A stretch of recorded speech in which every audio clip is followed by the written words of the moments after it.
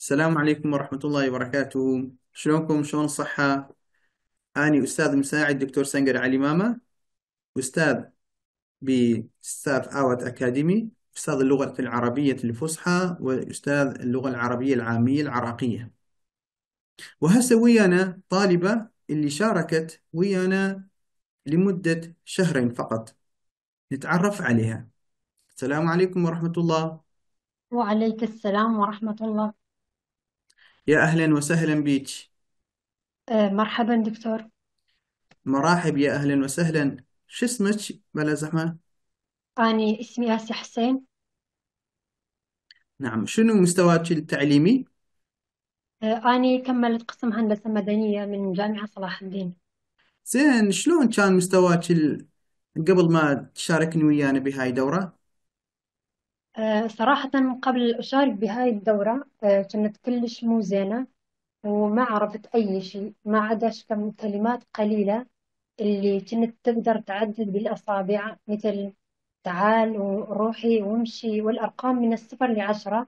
وحتى ما قدرت أسوي الجملة بهاي الكلمات، وما كنت أدري يا كلمة تنستخدم للمذكر أو للمؤنث. بس هسه الحمد لله أعرف أكثر من 1000 كلمة. وقبل الدورة ما افتهمت شيء. أعتقد كنت أفتهم 1% من المكتوبات والفيديوهات العراقية. بس هسه بعد الشهرين من الدورة أفتهم 90%. وهاي اللهجة صارت أسهل لهجة أو لغة يمي، وأقدر أحكي وأتناقش بها وأترجم من اللغة العربية للكردية، وبالعكس من الكردية للعربية. الحمد لله. برأيك نعم. هاي الدورة مناسبة لكل شخص، لو بس مناسبة مثلا للطلبة طلبة الجامعة والأساتذة الجامعيين؟ لو طبعا مناسب، لأن من نبدأ بالدورة بدينا من مرحلة ابتدائية من الحروف العربية، وبعدين شوية شوية صار أصعب، وكل واحد يقدر يتعلم حتى إذا ما يعرف شيء. وأني أفضل مثال اللي بديت من الصفر والحمد لله وصلت اللي تمنيت. وهسه هم عندنا شهر واحد، شهر ثالث، إن شاء الله نصير بعد أحسن من هسه بعد نخلص دورة كاملة. زين، ست آسيا، آخر سؤال، شنو نصيحتك اللي حتى هسه مترددين ويشاركون بهاي الدورات؟ أني أقول لكل واحد اللي يريد يتعلم اللغة بس من أسرع الوقت وبأسهل الطريقة، شاركوا بهاي الدورة.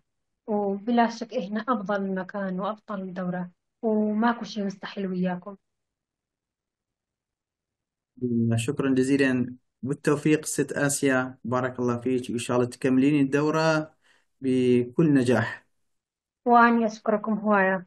أنا أشكرك. وأني صراحة أني كلش فرحانة بمعرفتكم، وأشكركم على جهودكم، وأسأل الله لكم التوفيق والنجاح وتحقيق الأمنيات، وأتمنى آمين. لكم كل الخير، وجدا تستاهلون كل الخير. الله يبارك بيك، وإحنا همين نتمنى لك كل التوفيق. شكرا. يلا، السلام عليكم ورحمة الله، ومع السلامة.